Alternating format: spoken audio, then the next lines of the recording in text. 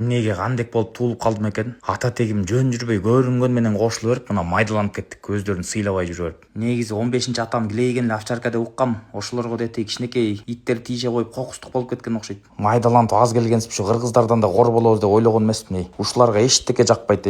Булар только кишини жаткыза берет, анан кубалай эле беришет. Чык, жат деп. Үрсөң жактырбайт, үрбөй калсаң мойт, үрбөй калды чото жоготуш керек эле деп калышат. Вообще түшүнбөйм. Андан көрө Америкада төрөлүп калсам болмок. Ал жерде эркектерге караганда мен укугум өйдөрөөк болмок экен. Кыргыздардан жыргалдашо көрөлекмин. Берген тамагы эптеген жугунду аны ит деле жегиси келбейт. Ашып кетсе 18 жылда бир жолу бир кудаларды тосушат, ошондо эле жыргап сон тамак жеп калабыз. Болду, өмүрүмдө ошондо эле жыргайм кудалар келгенде эле. Ит адамдын досу деп коюшат. Каяктагы адамдын досу? Ошончо дос болсо кандай могу хозяин мени чогуу футболдун алып барып тиги баняга алып барып жыргатпайбы анда? Үйгө келип аялы киргизбей койгондо эле ошондо мас болуп келип алып мага арманын айтып эле ошондо эле дос болуп коет. Кыргыздар мени каяк жагына колдонорун билбей атышат. Бирөө касак кетирүүсө мага шылтап иттик менден кетти дейт. Кайра бирөө татынакай болуп калса иттей сулуу экенсиң дейт. Бирөө байып баратса иттей чөп жептирсиң дейт. Түшүнбөйсүң, каяк жагына колдонорун билбей эле. Бирөө авирин ачып салса ит эле кылбадың дешип кайра мага шылтоолошот. Же нормальный ат койгонун билишпейт. Ушу менин атым кантип болсун? Актөш деп. Ошо кантип болсун? Хозяиндардын терезесин түйүнүп оралып таң аткыча уулуп таскаларын чыгарсам мен мишайт этип. Могу Улук Төлөмүшев деген неме көкмө болуп баратат окшойт акыркы күндөрү. Иттердин, койлордун оюну окуп эле. Артисттер бир аз крышасы жылып кетет деген чын окшойт. Детиги Манас Алыкуловдун ити болгон Таскош керек, тамак